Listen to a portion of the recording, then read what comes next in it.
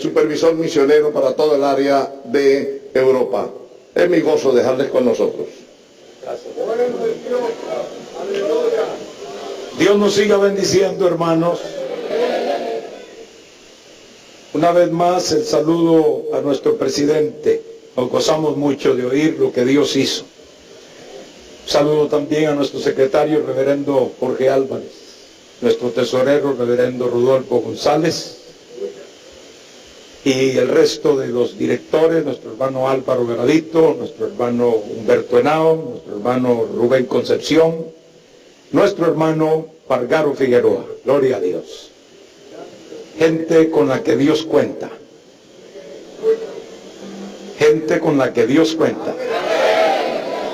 Un saludo a todos los compañeros de aquí de Puerto Rico, de la Junta, con nuestro hermano Ayala como supervisor, y también a todos los compañeros que han venido de los distintos países para respaldar y bendecir esta gran actividad. Yo creo que es una hermosa muestra de identificación con la obra del Señor a nivel general, el asistir a esta primera convención del año. Y veo que la asistencia va aumentando, gloria al Señor. Ojalá que mañana, que es un día de fiesta, que es feriado, que no hay que trabajar, todavía hayan más hermanos con hambre y sed de Dios para estar aquí. Y el sábado aún más, gloria a Dios. Sabemos que estas actividades son muy nutritivas para nuestra alma, para las iglesias también. Aquí uno se llena, se fortalece. A veces lo que no puede conseguir un pastor con su trabajo pastoral por esa vida o por esas vidas en su iglesia, Dios lo puede hacer aquí en cuestión de segundos. Y usted ve la victoria, bendito sea el Señor. Por eso es una medida inteligente, una medida sabia, traer, si se puede, a toda la iglesia y los niños y todo para acá, a la convención, gloria al Señor.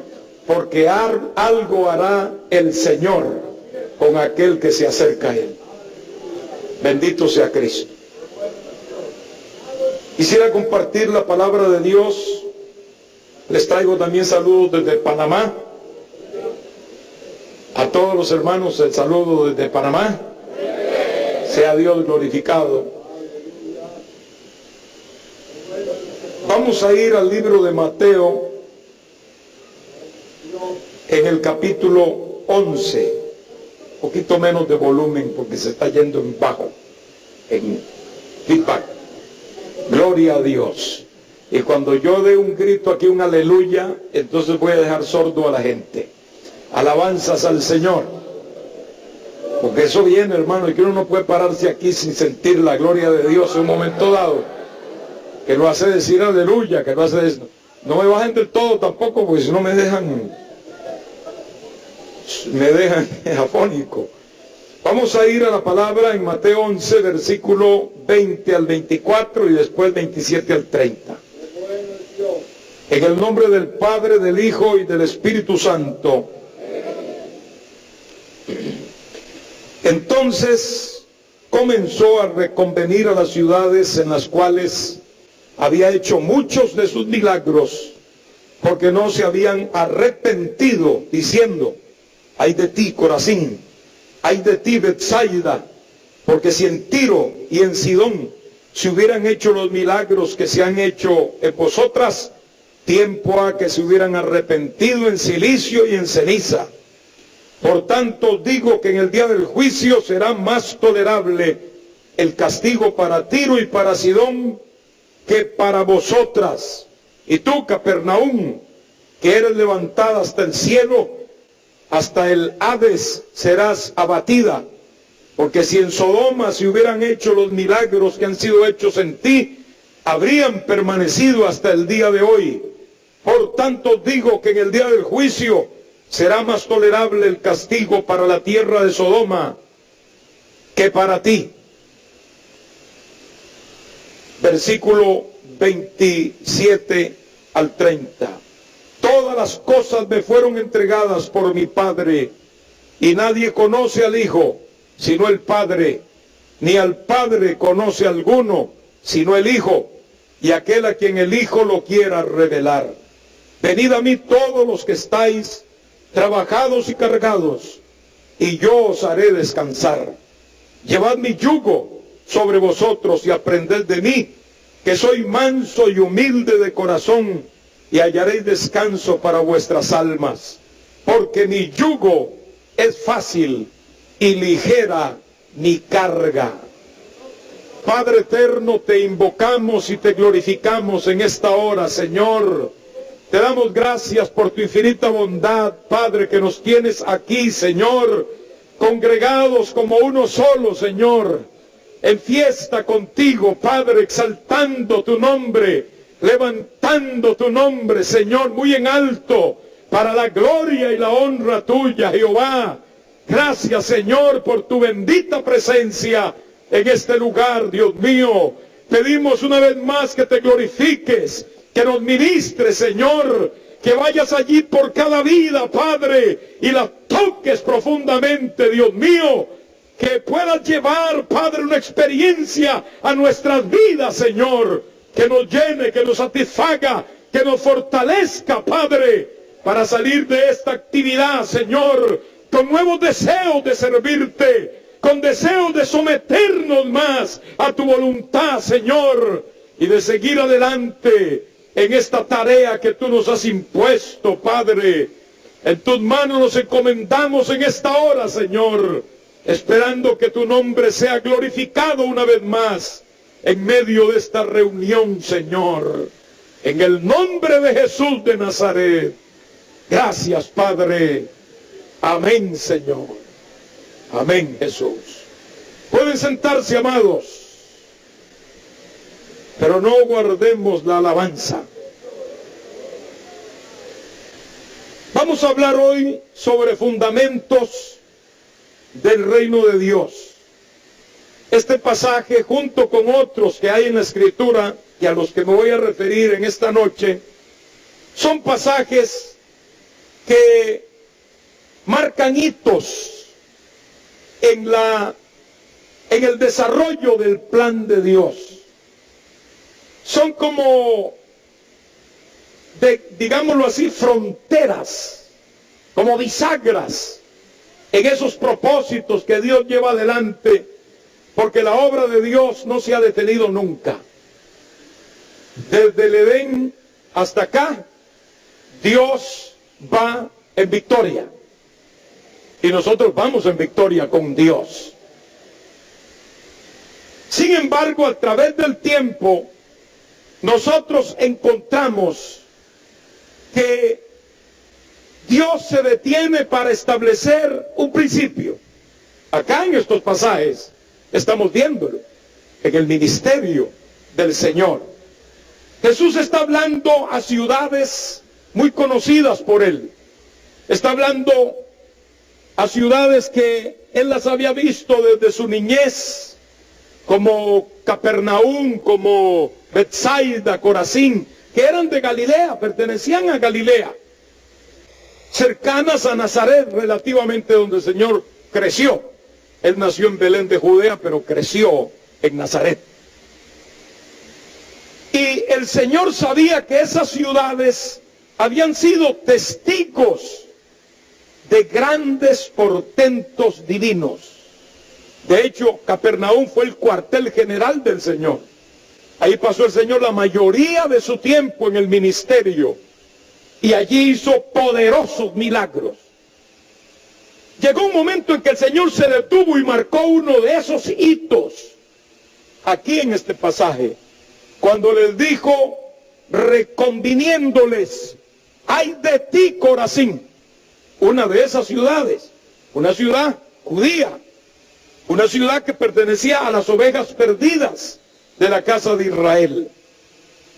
Y luego también dijo, ay de ti, Capernaum, ay de ti, Betsaida, porque si ellos, aquellos antiguos que fueron abatidos por el juicio de Dios como Sodoma y Gomorra, hubieran tenido el privilegio de ver lo que han visto vuestros ojos, ellos se hubieran arrepentido, hubieran creído el mensaje de Dios, y no hubieran perecido. Tiro y Sidón, ciudades gentiles, no judías, para ellos es más tolerable el castigo. Dijo el Señor que para estas ciudades que habían estado cerca de sus milagros, de su mensaje, de su persona maravillosa, alabanzas a Jesús para siempre.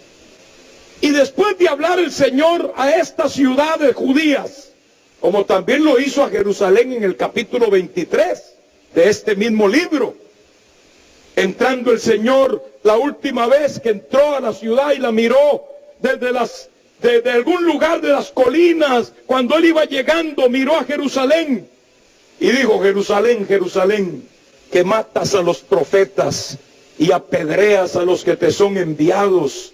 ¿Cuántas veces quise juntar a tus hijos como la gallina junta a los polluelos bajo sus alas, y no quisiste? Y marca otro hito para Jerusalén y le dice: os digo que vuestra casa os es dejada desierta. Y también les dijo: no me veréis más hasta que digáis: bendito el que viene en el nombre del Señor. Como que el Señor cerró una puerta y abrió otra. En un sentido, cierra una puerta de juicio para ciudades judías que le habían oído desde el principio, y luego dice, abriendo otra: venid a mí, todos los que estáis trabajados y cargados, y yo os haré descansar. Cierra a un pueblo que le rechaza, pero abre a todos. Abre a todos y les dice a todos: venid a mí. Ahora sí, venid a mí. Ya vine a las ovejas perdidas de la casa de Israel. Ya traté de recogerlos como la gallina junta a sus polluelos, pero no han querido. He venido para ellos primeramente, pero han cerrado la puerta, y ahora venid a mí todos los que estáis trabajados y cargados, y yo os haré descansar. Pero no solo dice eso, aquí también les añade una cosa que es muy importante para nosotros y que nos habla en alguna medida del marco del tema nuestro de este año, gloria a Dios. Llevad mi yugo sobre vosotros y aprended de mí, que soy manso y humilde de corazón. Y el verso 30 dice: porque mi yugo es fácil y ligera mi carga. Seguir a Jesús también representa un yugo y una carga. Seguir al Señor no es cualquier cosa, no es un hobby, no es un deseo físico de sentimientos humanos. Seguir al Señor representa algo profundo, un compromiso profundo, representa una cosa muy importante, y es que Él es el que gobierna y nosotros somos obedientes a ese gobierno. A eso es que me refiero cuando hablo de esto como fundamentos del gobierno o del reino de Dios. Estos son fundamentos. Dios trabaja con gente que le obedece, que sigue sus pisadas, que recibe su yugo y su carga, y que entiende que esto es un reino, y un reino supone un rey, pero también supone los súbditos.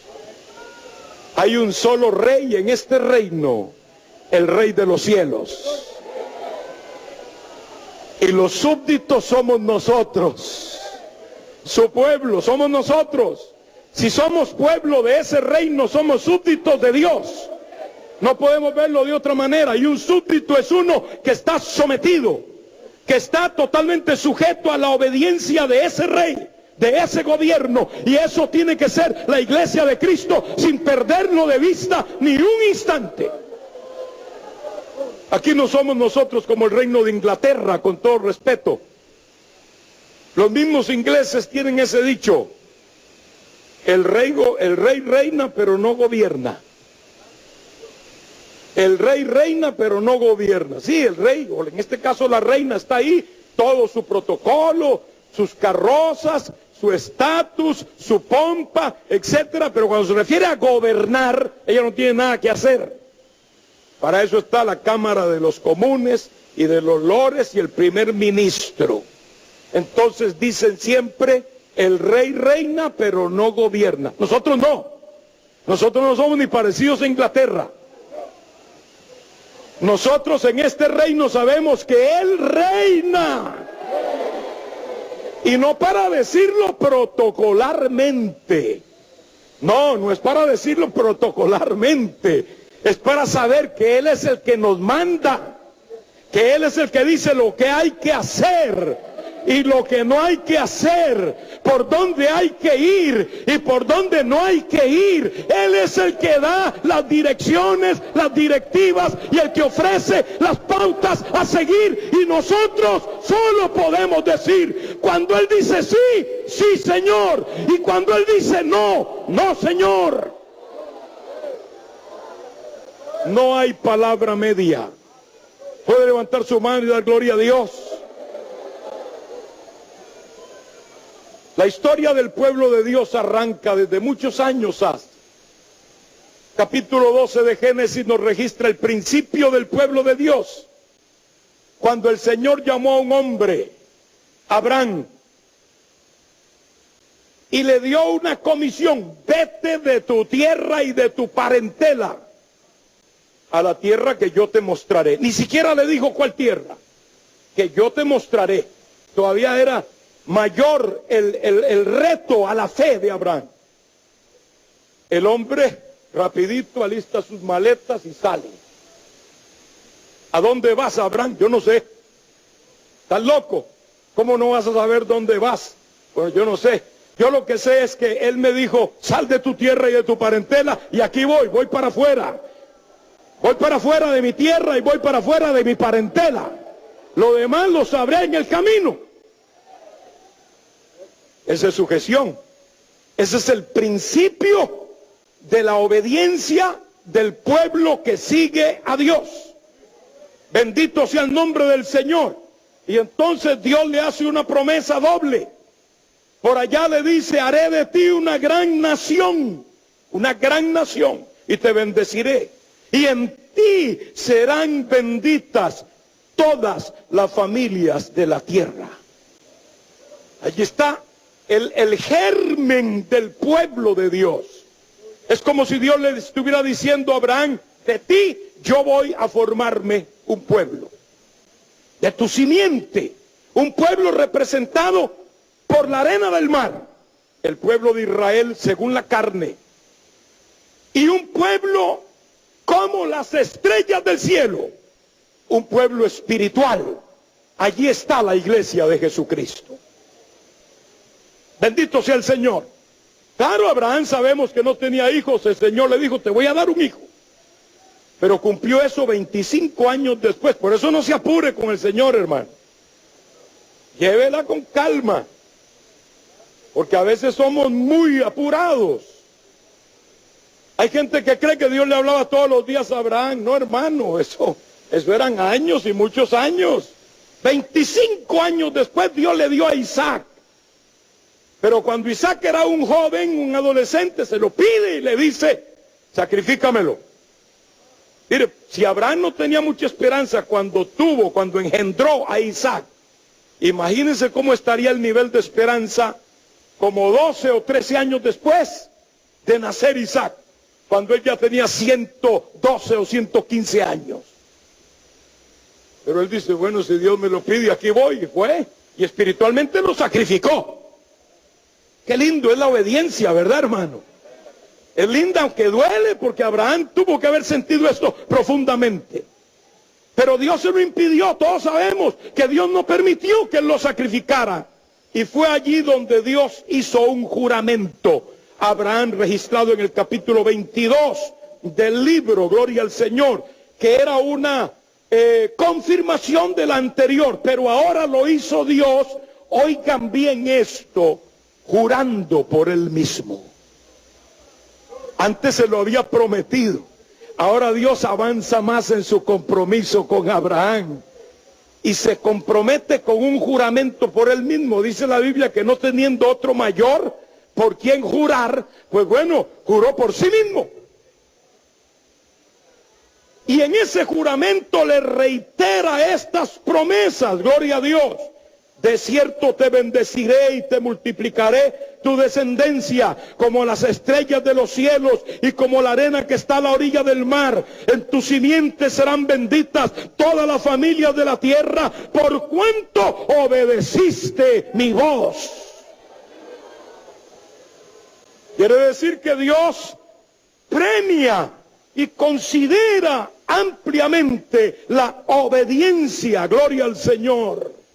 Y luego esa misma bendición pasa a Isaac, el hijo de Abraham, que tiene 2 hijos. Esa bendición patriarcal le pasa a Jacob, y Jacob tiene los 12 hijos, que son los 12 padres de las 12 tribus de Israel. Sea el nombre de Dios glorificado. Me van a perdonar, pero me voy a quitar el gabán.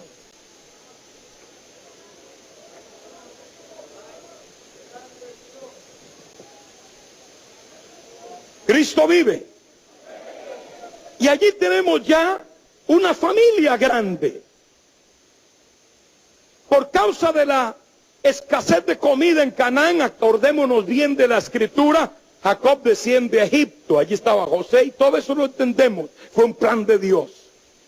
Pero los que entran a Egipto son un grupo reducido. Son 70 los que entraron, contando a José, sus hijos, y a Jacob mismo, 74, que entraron de esa descendencia de Abraham, y permanecen allí 400 años. Pero a los 400 años, ya eran una nación poderosa, que ponía a temblar a Egipto y a Faraón. Faraón mismo se preocupa y dice, bueno, esta gente ya es una gran nación aquí. Esta gente no podemos quedarnos quietos, y empezó a tratar de detener el crecimiento de ellos y avasallarlos para reducirlos, cosa que no pudo hacer, porque él sentía que aquella nación dentro de Egipto era una amenaza para él. Pero esa nación era la gente escogida por Dios. Y estaban allí como unos 2 millones, lo menos, 2 millones de personas, de judíos, descendientes de Abraham. Pero para ese tiempo, Dios no era el rey de ese grupo. ¿Quién era el que gobernaba a ese grupo? Lo gobernaba Faraón. Faraón era el rey de Egipto. Y él era el que ejercía todo su dominio sobre ellos. Estaban allí, hermanos, sometidos al servicio de este hombre, Faraón. Es allí donde Dios interviene. Por eso vuelvo a decir, démosle tiempo a Dios.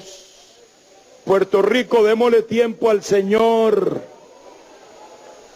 Aquí hay gente como esos Abrahames, como esos Isaac, como esos hijos de Jacob. Démosle tiempo a Dios, que en un momento a otro el Señor va a empezar a sacudir el árbol.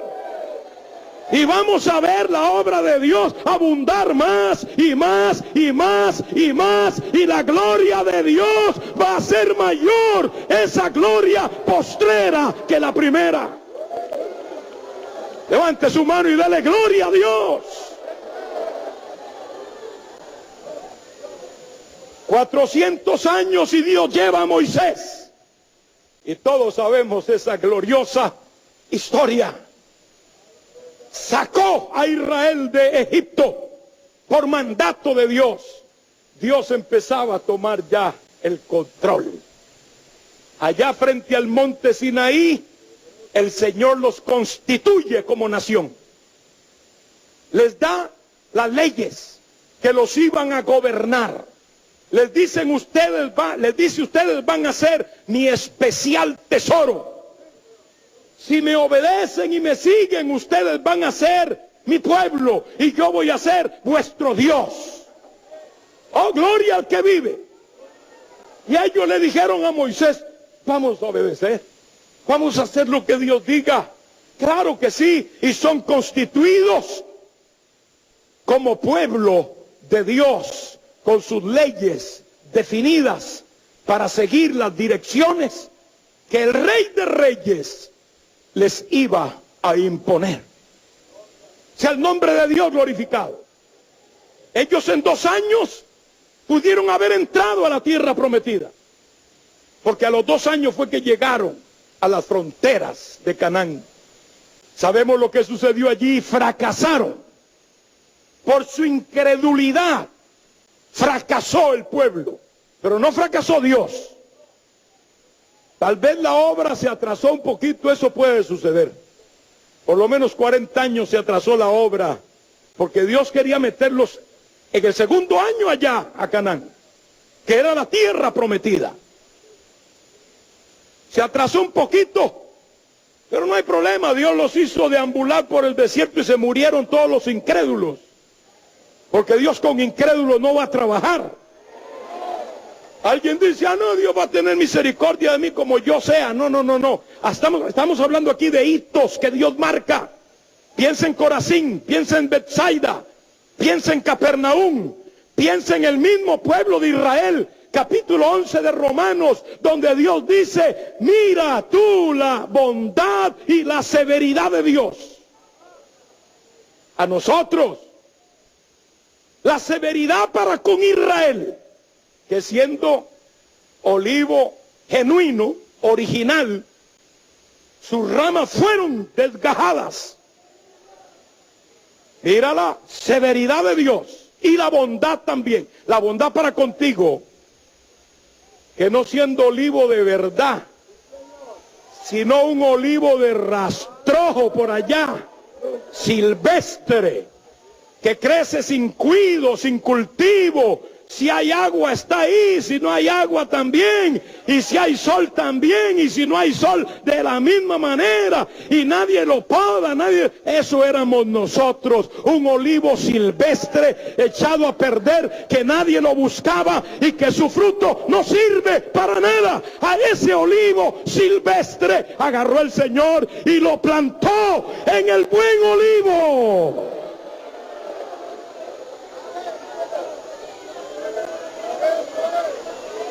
Cristo vive. Somos buen olivo, hermanos. Pero el Señor dice, mira la bondad y la severidad.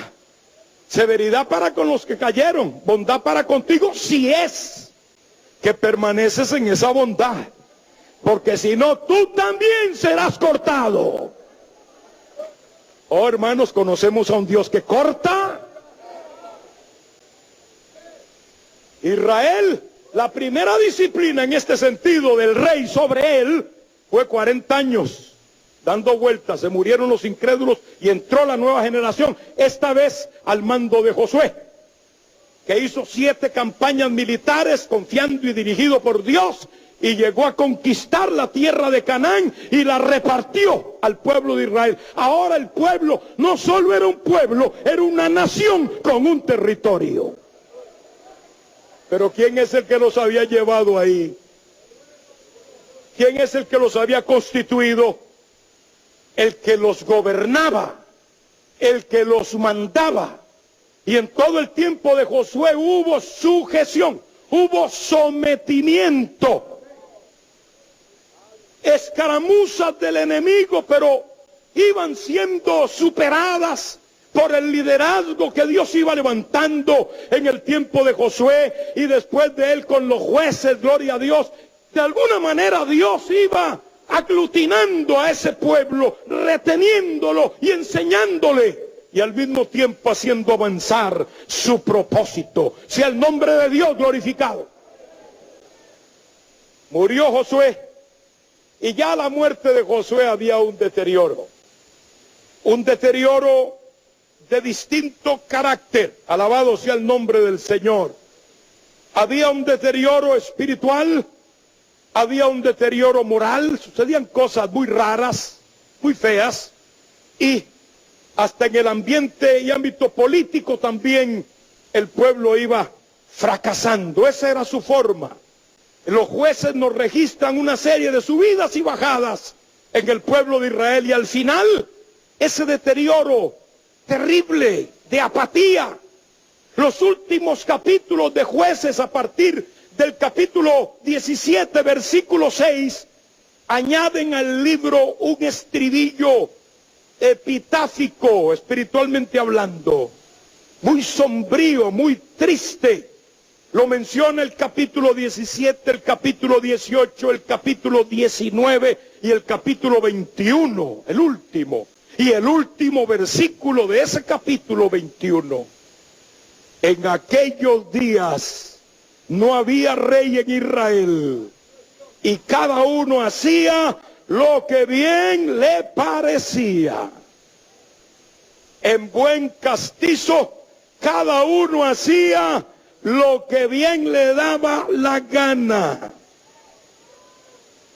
Suena fuerte, pero es así. Miren lo que dice Efesios capítulo 2. Y Él os dio vida a vosotros cuando estabais muertos en vuestros delitos y pecados, en los cuales anduvisteis en otro tiempo, siguiendo la corriente de este mundo, conforme al príncipe, él era el rey antes, nuestro, conforme al príncipe de la potestad del aire, el espíritu que ahora opera en los hijos de desobediencia. Ese es el marco en el cual éramos gobernados. El príncipe de la potestad del aire, que es el diablo, el Señor lo reprenda, nos gobernaba. Y dice el verso 3, entre los cuales también todos nosotros vivimos en otro tiempo, oiga las pautas, en los deseos de nuestra carne, haciendo la voluntad de la carne y de los pensamientos. ¿Qué quiere decir esto? Que vivir como a uno le da la gana es vivir sujeto a Satanás. Ahí lo dice claramente. Y dice cuáles son las pautas de vivir como uno quiere. Deseos de la carne. Amén. Voluntad de la carne. Y pensamientos de la carne. Si uno actúa conforme la voluntad de su carne, conforme los pensamientos de su carne y conforme la voluntad de su carne, simplemente está siendo gobernado por el diablo. Quiere decir que estar gobernado por Dios es exactamente lo contrario a eso. Exactamente lo contrario, es estar absoluta y totalmente sometidos a la voluntad de Dios expresada en su palabra. No hay otra explicación. O el príncipe de la potestad del aire, o el Dios que es el rey de un pueblo que arranca con un espíritu de obediencia total, y al cual Él ha venido controlando a través del tiempo, y que llega un momento en que Dios dice hasta aquí, y le marca frontera. ¿Cuántos pueden glorificar el nombre del Señor? En aquellos días, dice Jueces repetidamente, no había rey en Israel. Pero esto indica como que antes había rey. Porque si no, no lo dijera. Quiere decir que antes había, porque dicen aquellos días, esos días de desorden, esos días de desenfreno, no había rey en Israel. ¿Cuál era el primer sistema de gobierno? El patriarcal. Los patriarcas gobernaban por sucesión. Después de eso, Dios trajo a Israel un sistema de liderazgo. Un caudillo aquí, un caudillo de allá, levantaba uno por allá, y ese ejercía el propósito de Dios gobernando para bien al pueblo. Alabado sea Cristo. Pero algún día hubo un rey. ¿Acaso Abraham fue rey? ¿Moisés fue rey? Tampoco. ¿Josué? No, no fueron reyes. Este pueblo singular, el pueblo de Israel, pueblo distinto a las demás naciones, hubo un tiempo en que sí tuvo un rey. Lo único que no era un rey humano, era Jehová de los ejércitos. Él era el rey de Israel. Bendito sea el nombre del Señor. Pero en aquellos días a que se refiere aquí, no había rey en Israel, y por eso cada uno hacía lo que bien le venía en gana hacer. Uno no puede vivir así para Dios, hermanos. O uno está sujeto a Dios, o simplemente no es nada. O uno obedece a Dios, o se deja de cuentos, porque a Dios nadie lo engaña. El que dice que no se puede sujetar a Dios, pues no puede pertenecer al pueblo de Dios. No es parte del reino de los cielos. Aunque eso suene fuerte, realmente es así. Esto se llama un gobierno teocrático. ¿Qué quiere decir esto? Teos quiere decir Dios en griego. Gracia es gobierno. Así que teocrático es el gobierno de Dios. Lo mismo que democracia. El demo es pueblo, gracia gobierno. Lo único que eso se ha distorsionado mucho y a veces se parece más bien a una cleptocracia. Clepto, robo. Gracia, gobierno. Y en otros casos también se parece a una plutocracia. Pluto, riquezas. Gracia, gobierno, o sea, el gobierno de los ricos. Y peor aún, la autocracia, es decir, gobernarse uno solo. Y querer gobernarse uno solo es como un barco sin timón. Va bamboleando de aquí por allá y va presagiando un desastre próximo. Porque el que no lleva dirección se estrella, se hunde, se pierde, le pasa lo que sea que le pase negativamente. Qué lindo es tener un rey sobre nosotros. Y que ese rey sea Jehová de los ejércitos. Bendito sea el nombre del Señor. Moisés nunca habló de él siempre dijo, así ha dicho Jehová. Josué siempre invocó lo que Dios había dicho a través de Moisés. Estos hombres de Dios nunca creyeron que ellos eran los que gobernaban la nación, sino que Dios era el que estaba dirigiendo. Pero el pueblo perdió esa brújula. Y ya vemos, hermanos míos, lo que sucedió allá con el último de los jueces, hombre de Dios, incansable. Un hombre que era sacerdote, que era juez y que era profeta. En un tiempo en que no se oía la voz de Dios, en que no había ministros ungidos, en que no se oía nada de alguien que entrara a la presencia de Dios y pudiera traer el mensaje al pueblo. Un tiempo en el que la gente vivía como quería. De pronto se oye una palabra: Samuel, Samuel. Él era un joven, no supo entender, pero después dice: habla Jehová, que tu siervo oye.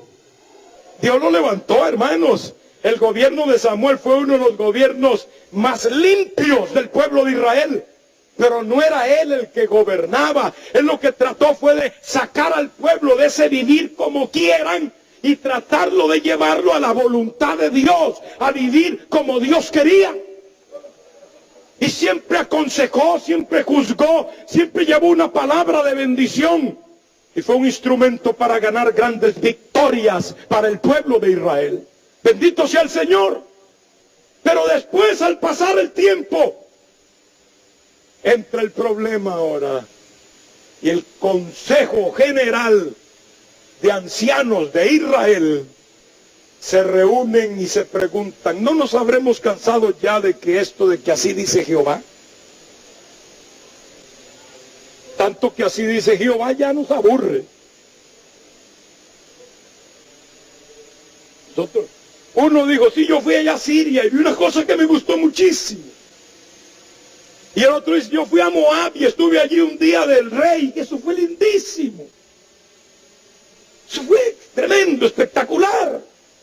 Eso era una plaza adornada con muchas palmas y había mucha gente allí esperando el acontecimiento porque iba a llegar el rey. Y de pronto vienen los caballos con los heraldos tocando trompetas de oro. Miras qué lindo, le decía el uno al otro. Y tocaron las trompetas y venían diciendo, viene el rey, viene el rey. Y de pronto allá en el fondo de la calle principal la carroza. Una carroza blanca con muchos adornos de oro, de plata, piedras preciosas. Y ahí viene tirada por briosos corceles. Y va allí, se acerca, y dentro de la carroza, el trono. Y en el trono, allí está el rey con su regia corona. Ahí va. Y todo el mundo decía, ¡viva el rey! ¡Viva el rey! Eso es lindo, decían ellos. Llamaron a Samuel y le dijeron, mira Samuel, te agradecemos mucho tus servicios, pero venimos aquí para decirte que ya dada tu edad avanzada, estamos aquí para jubilarte hoy. Pero antes de que te jubiles, lo que queremos pedirte, el Consejo de Ancianos, reunido en sesión ordinaria aquí en la ciudad, pedirte que antes de irte, nos pongas un rey, como tienen las demás naciones. Queremos ser como los demás.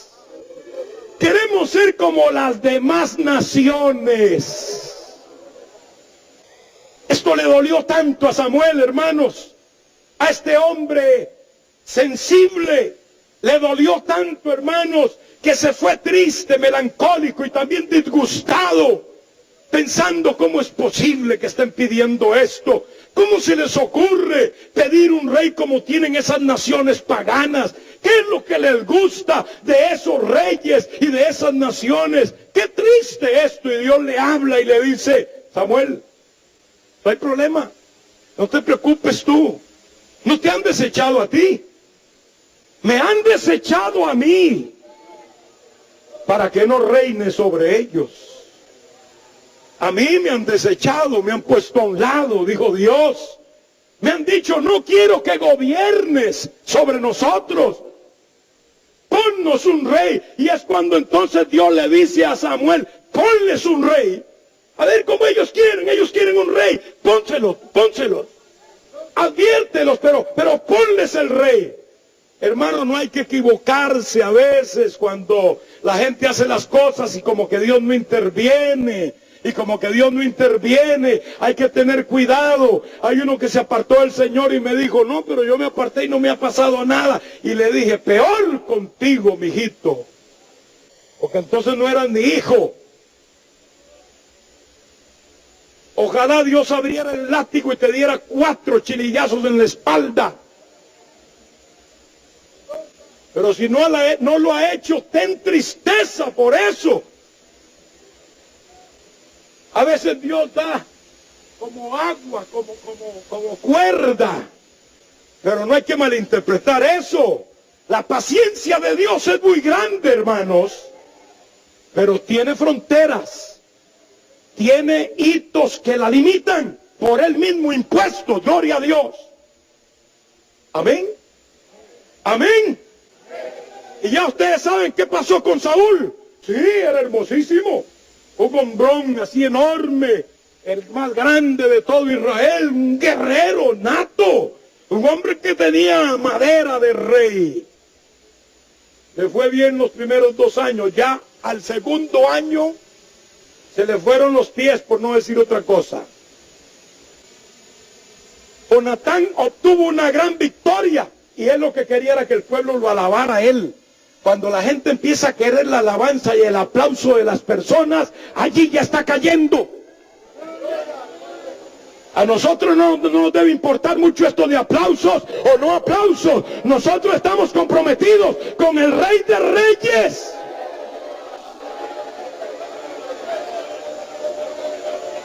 Jonatán fue el que ganó la victoria, porque Saúl estaba escondido. Pero pasó un pregón diciendo, Saúl hirió la guarnición de los filisteos. Y fue por ahí haciéndose hasta monumentos y todo. Y ya a partir de ese segundo año empezó en picada. Samuel le había dado instrucciones claras cuando lo ungió. Y le dijo, vas a estar en Gilgal, espera allí 7 días hasta que yo llegue a ofrecer el sacrificio. No, él no esperó, él dice, no, esto yo lo puedo hacer también. Samuel dijo que así, pero yo también puedo, si eso de partir un animal es algo que yo puedo hacer también. Y ya esperó 7 días, pero es que Samuel le había dicho, espera 7 días hasta que yo llegue. Amén, hermano. Y cuando él vino y partió el animal y lo ofreció, llegó Samuel. Ahí ese mismo momento llegó Samuel, hermanos míos, y allí fue el asunto serio. Cuando todavía Samuel lo reconviene y lo regaña y le dice que por qué no ha obedecido la palabra de Jehová. Él le discute, porque así es la gente que cae en esta condición. No, si yo más bien he cumplido, es más, me he esforzado. Yo me he esforzado. Me levanté, me esforcé y sacrifiqué. Ahora, ¿cómo me vas a decir tú que yo no estoy haciendo la voluntad de Dios? ¿No se le parece a usted a muchos de hoy, hermano? Ellos creen que pueden discutirle a Dios. Ellos creen que pueden decirle a Dios, tú estás equivocado, yo soy el que estoy en la verdad. No hace mucho oí un gran predicador, entre comillas, decir que los dones de Dios necesariamente tienen que traducirse en dinero. No estoy hablando algo inventado, hermano. Que necesariamente los dones de Dios tienen que traducirse en dinero para el que los tiene. Y puso como ejemplo de obtener los dones de Dios a unos cuantos deportistas que tienen esa habilidad de ser deportistas, a otros que cantan en el mundo. Algunas de esas artistas que citó son personas que se sabe que tienen pacto con Satanás y que son instrumentos del diablo en su transmisión de perversión a través del canto, y que eran dones de Dios y que se habían hecho millonarios o millonarias, y que porque un predicador con dones no podía entonces traducir esos dones en dinero, y mucho dinero. Y todo el mundo, esa multitud decía, ¡amén! Y yo decía, qué triste, hermano, qué lamentable, ¿verdad? Pero, hermano, hay gente que se va a dar una gran sorpresa cuando lleguen, si es que llegan un día al tribunal del Señor. Amén, hermano. Es algo triste lo que está aconteciendo. Porque ahí es donde quiero llegar ahora al final de este mensaje, gloria a Dios, que ya está próximo. Alabado sea el nombre del Señor. Cristo vive para siempre. El pueblo dijo, no queremos rey, pues que hicieron a Saúl, y Saúl empezó ya a andar con los 2 pies izquierdos, a dañarse, a caminar mal. Y ahora el último Dios le dice a través de Samuel, le dice, ve y hiere a Amalek y destrúyelo. No perdones a nadie, ni ganado ni nada. Y él va y hace eso. Y entonces cuando llega Samuel, ya Dios le había hablado a Samuel. Y Samuel de una vez le dice, ¿por qué no has hecho conforme Jehová te ha mandado? Y él dice, antes bien yo he obedecido la palabra de Jehová. Es que así es la gente, hermano, la gente es cabezona. La gente que es rebelde es cabezona. Y Samuel le dice, pues ¿qué es ese balido de ovejas y mugido de vacas que yo oigo? Ah, no, ese es un ganado que... Mira, el pueblo lo perdonó, no fui yo, fue el pueblo, echó la culpa a otro. El pueblo, además, esos son para sacrificio. Son para meterlos aquí en el culto también. Los he traído de allá para sacrificar aquí también y que sean parte del culto. ¿Entiendes? Mira, hermano, Dios no necesita que le traigan de Amalek ningún sacrificio. Dios tiene sacrificios en medio de su pueblo. Dios tiene talentos aquí. No tiene que irlos a traer nadie de allá afuera, ni imitarlos. Oh, gloria al que vive. Hablemos de principios del reino de Dios, de fundamentos del pueblo de Dios, que son los mismos desde el principio. Son los mismos desde que Dios llamó al pueblo en la vida y en las entrañas de Abraham.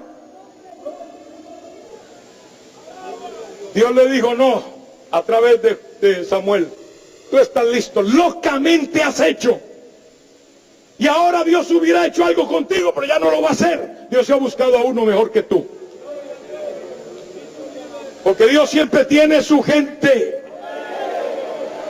Dios siempre tiene su gente. Si Saúl lo eligió el pueblo, hubo otro que fue conforme al corazón de Dios. Amén, hermanos. Y ahí está, Dios manda a Samuel, todavía en vida de Saúl, que terminó, ya ustedes saben cómo, endemoniado y suicidándose.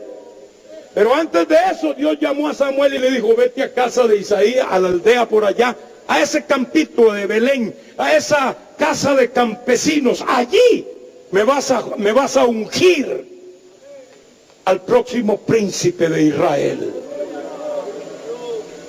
Y allá agarró el cuerno lleno de aceite Samuel y se fue. Con miedo, porque Saúl lo andaba persiguiendo también. Todo el que era una amenaza para Saúl y lo mataba. Pero él se fue. Llegó a Belén. Ya ustedes saben la historia. Cuando Isaí oyó que venían a ungir al príncipe, él dice, pero aquí, a mi casa, soy un campesino, como es una persona insignificante. Tráeme tus hijos. Vino el primero, así parecido a Saúl. No tengo nada contra los grandes, lo único que... El caso es que el primero, era un hombre como Saúl, enorme, guerrero.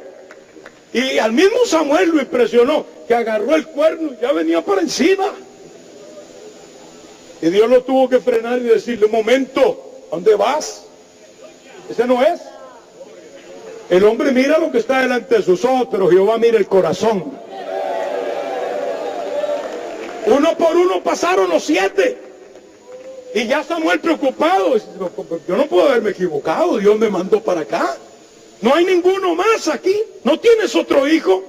Bueno, el que queda es el octavo, pero es un muchachito, que es demasiado sencillo, que está allá en el campo. ¿Para qué? Samuel le dice, yo no me voy a sentar a comer aquí a tu mesa hasta que tú no traigas a ese hijo tuyo. Y lo fueron a buscar.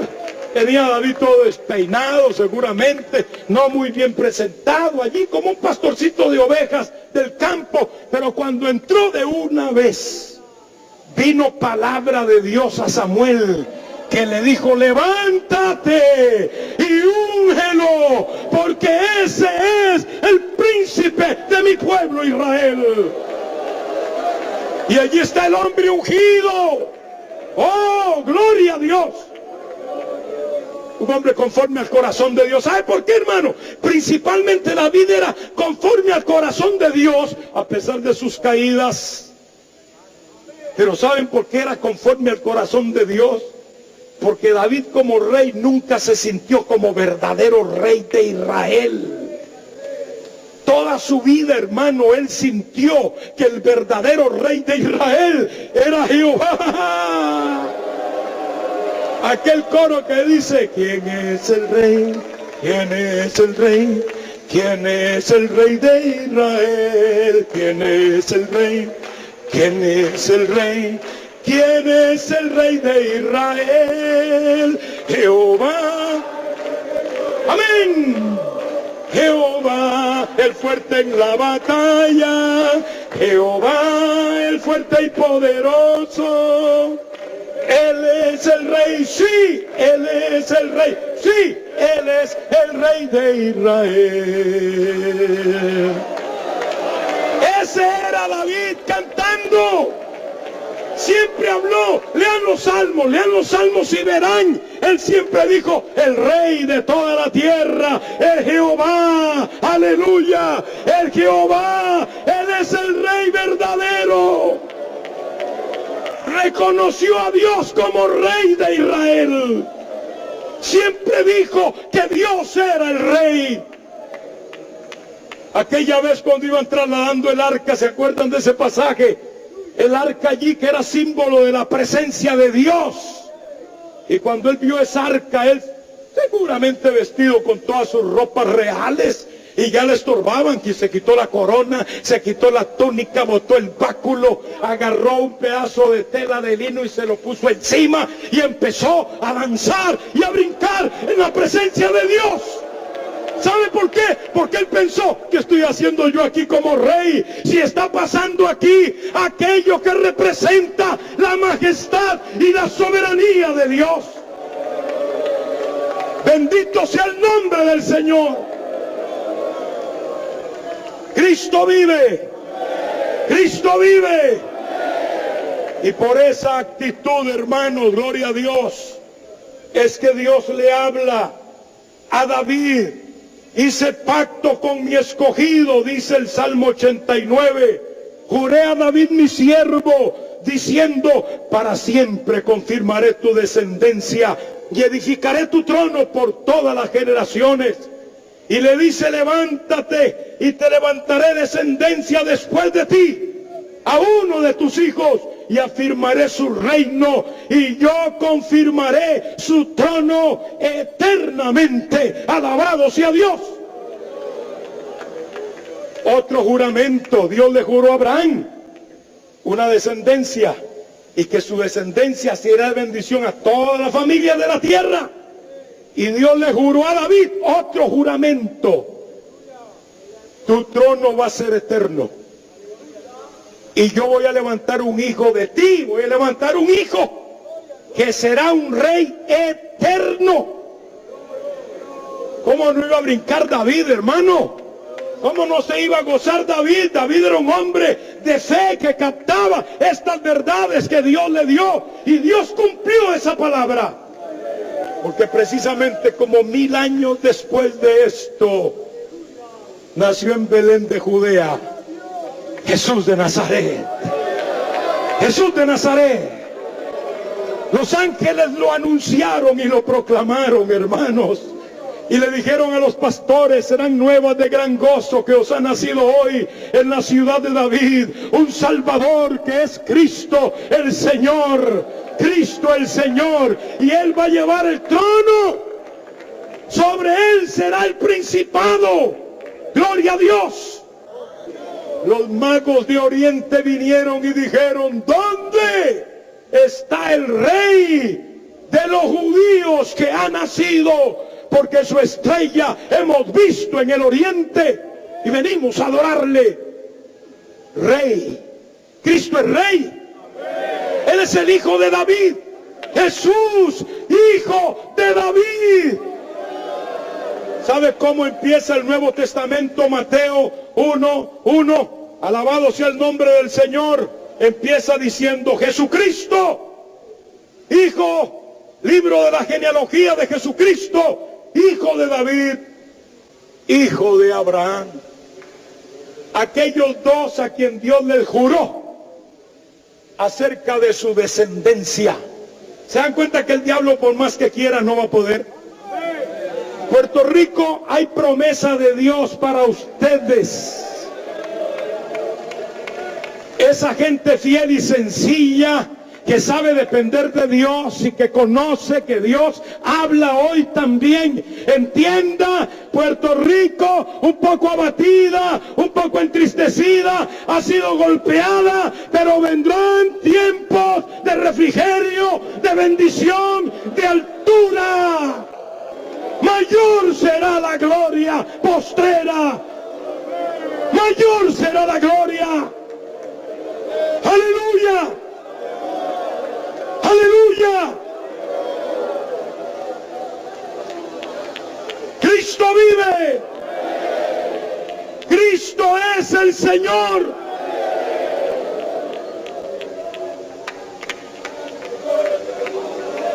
Oh, aleluya.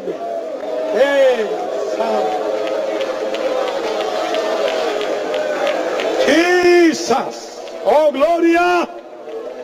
Oh, gloria.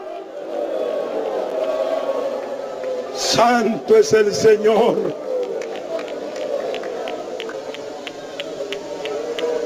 Deme 5 minutos o 10 lo más. Aleluya, gloria a Jesús. Gloria a Jesús. Jesús de Nazaret. Es el cumplimiento de las grandes profecías desde la antigüedad, empezando con Génesis 3:15, y representa la cúspide de la revelación y de la victoria con Dios. Y el Señor está con nosotros.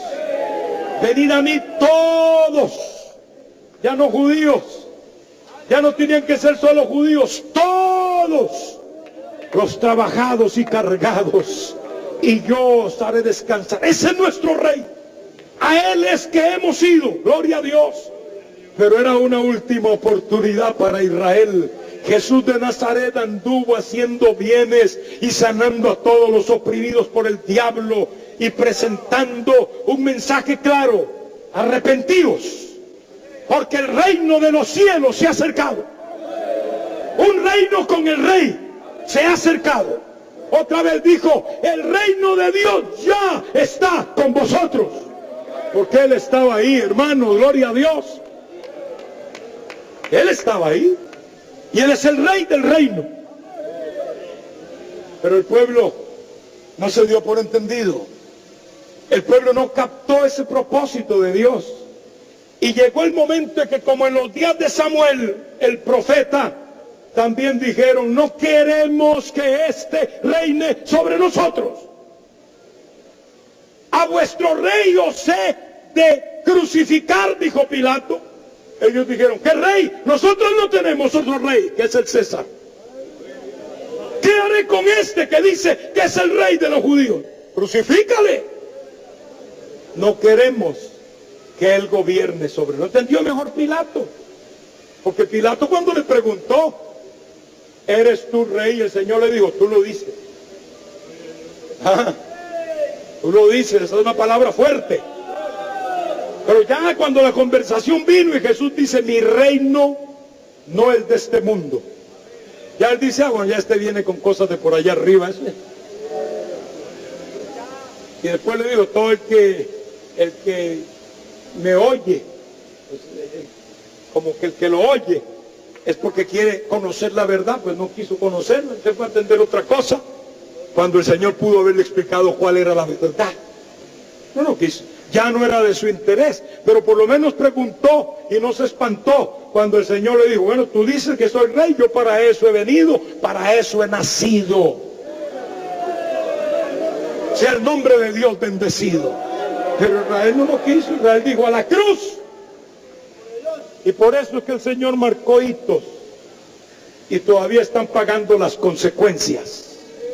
Vendrá un tiempo en que dirán: bendito el que viene en el nombre del Señor. Pero será todavía mucho más adelante, después de unos buenos latigazos que todavía les espera en las espaldas al bendito pueblo de Israel. Sea el nombre de Dios glorificado para siempre. Pero el Rey es el Rey. El Rey es Jesucristo. Y por eso, desde que Él empezó, le dijo a Pedro y a Andrés: venid en pos de mí y te haré pescador de hombres. Se encontró a Mateo y le dijo: sígueme, sal de esa oficina y ven detrás de mí, gloria a Dios. Le dijo a Zaqueo: bájate de allí, alabado sea el Señor. Y allí iba la gente detrás del Señor, y en el tiempo de Él como 12 primero, después 70, y después en Pentecostés 120. Y de repente vino del cielo aquel estruendo que los llenó a todos, gloria a Dios. Y empezó a extenderse el reino del Señor, hermano. Gente que decía: Cristo es mi Rey, Él es mi Señor, Él es el que manda en mi vida. Y los mataban, pero morían alabando a Dios, morían glorificando al Señor. Como Juan Hus, que mientras lo quemaban, abría sus labios alabando a Dios con un canto, hasta que las llamas no pudieron, es decir, le robaron aquel canto. Pero él, hasta donde pudo, cantó al Señor delante de sus verdugos. Por eso es que el diablo tiembla cuando hay un pueblo sometido a Dios, que entiende que tiene un rey y que no vive como le da la gana. Aquí usted y yo no podemos hacer lo que nos da la gana, tenemos un gobierno. Si dice una luz roja, párese, tiene que pararse. Y si una luz amarilla dice deténgase, se detiene. Y si hay un guardia en la esquina y le hace así con un pito, Tenga cuidado, no se mete en problemas porque eso cuesta mucho. Golpea el bolsillo muy fuerte. Puede ser que usted odie a alguien, pero no puede antojarse de pronto salir a matarlo. No puede. Hay leyes que guardan y cuidan la gente. Hay leyes de toda clase que son como cobertores, como algo que nos cubre a los buenos y a los malos también. No se puede hacer lo que le da la gana a la gente en su país. Hasta si usted tiene una propiedad no puede construir como usted quiere. Tiene que sujetarse a unas leyes. Hermano mío, en el reino de Dios hay que sujetarse.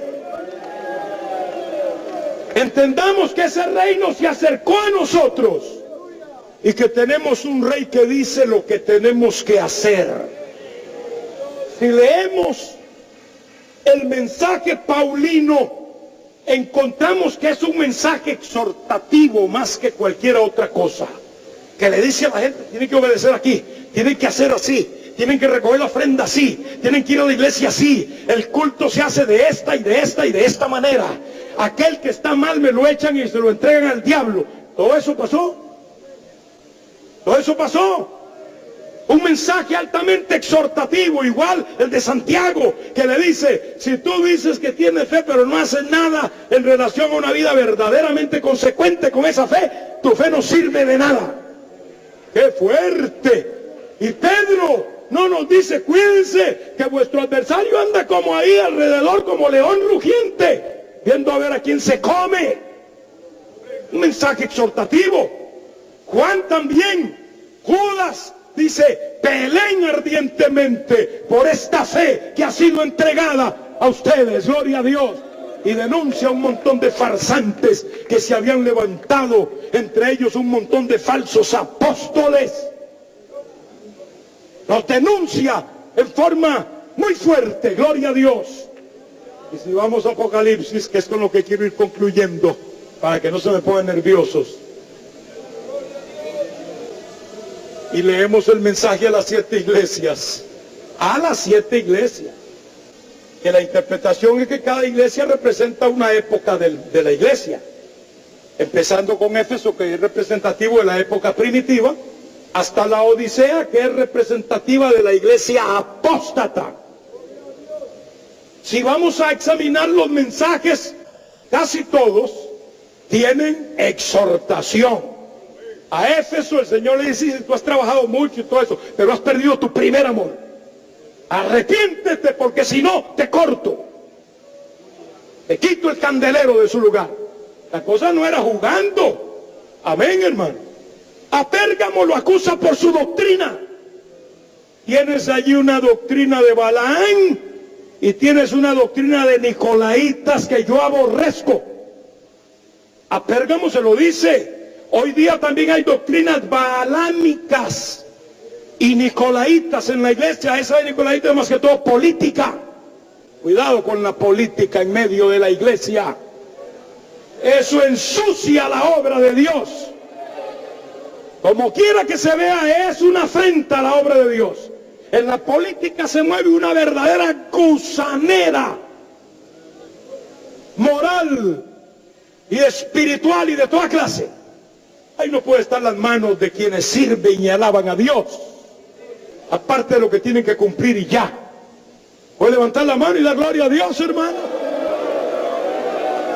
Y eso de Balaán, Balaán ahí lo dice, que se mezcla, que enseñan al pueblo de Dios a cometer fornicación, es decir, a mezclar el mundo con la iglesia.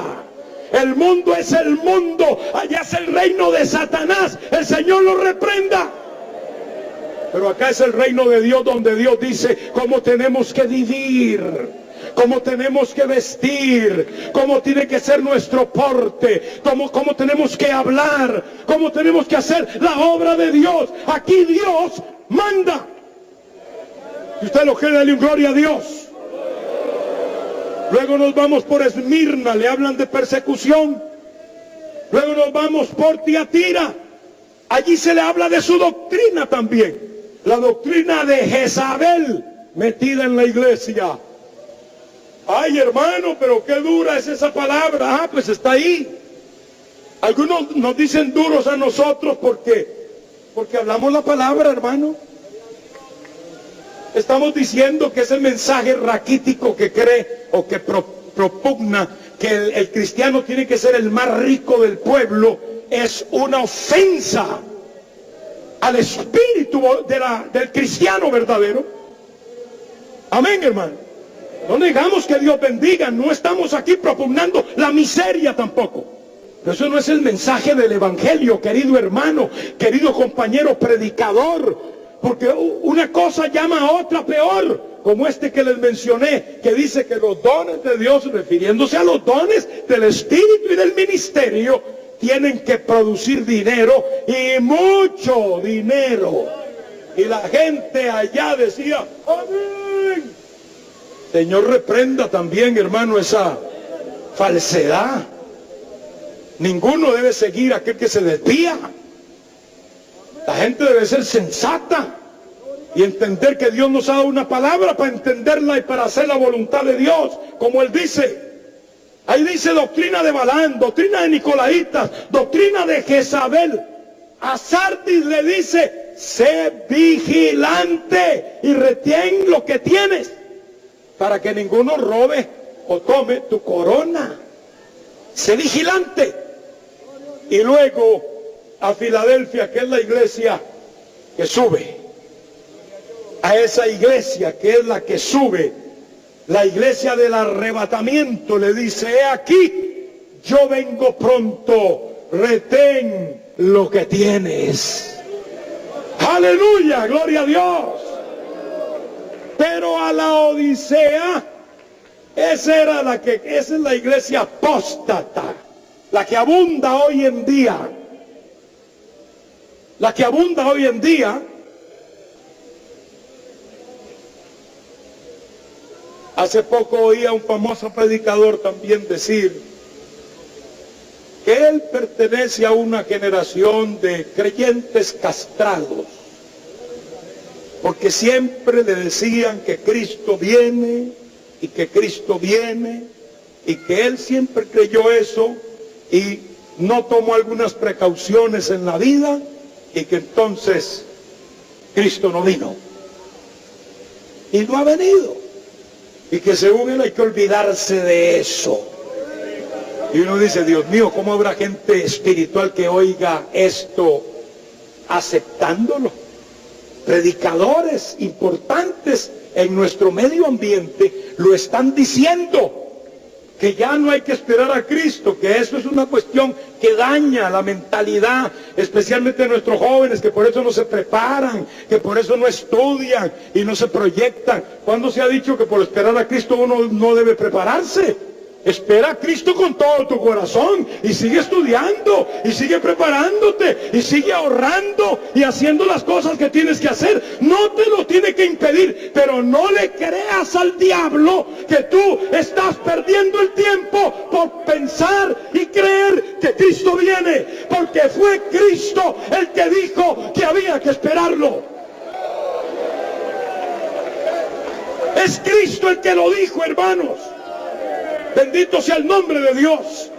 Y si la iglesia no espera a Cristo, allí sí se daña. Eso es lo que le está pasando a muchos, que le están diciendo, cree en el Señor y ya no serás el empleado de la fábrica, sino el dueño de la fábrica. Cree en el Señor y ya no vas a conducir un Sentra, un Toyota Corolla, sino que vas a conducir el mejor auto de la ciudad y del barrio.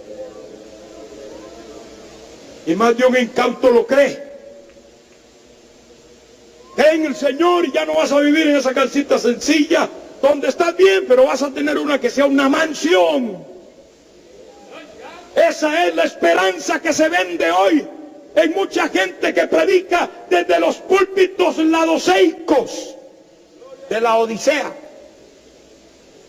Por eso esta iglesia, cuando el Señor la enfrentó, dijo, yo soy rico y me he enriquecido y de ninguna cosa tengo necesidad.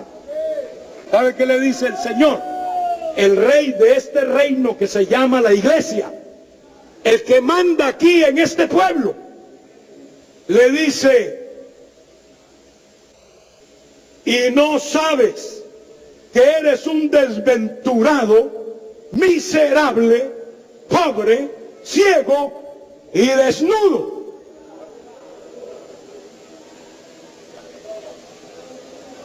Así que si tu esperanza es ser muy rico y muy rico y muy rico, y crees que esa es la bendición que Cristo vino a encontrar para ti y que por eso murió en la cruz, pues lo que te digo es que la calificación del Señor es que no eres rico, eres pobre. Eres un desnudo, un desventurado. Pero aquí no debe haber ninguno. Yo lo digo así fuerte por si acaso. Puede levantar su mano y dar gloria a Dios. Capítulo 19 de Génesis. Allí se nos describe al Señor descendiendo en caballo blanco. De Apocalipsis.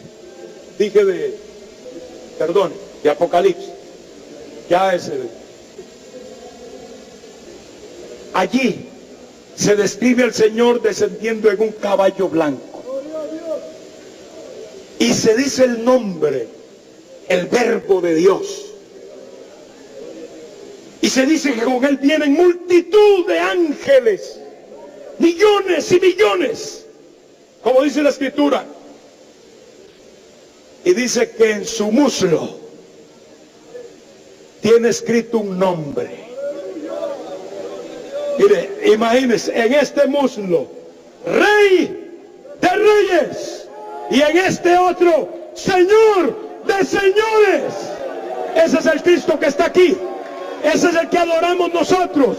Es un Cristo que es el Señor, que es el Rey de tu vida, que te dice sométete, sométete, sométete. Hay un reino, no es hacer lo que tú quieres, es hacer lo que el Rey dice, lo que el Señor dice, es sujetarnos a su voluntad.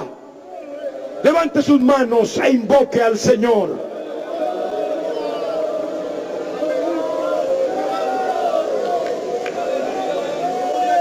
Bendito es tu nombre, Padre.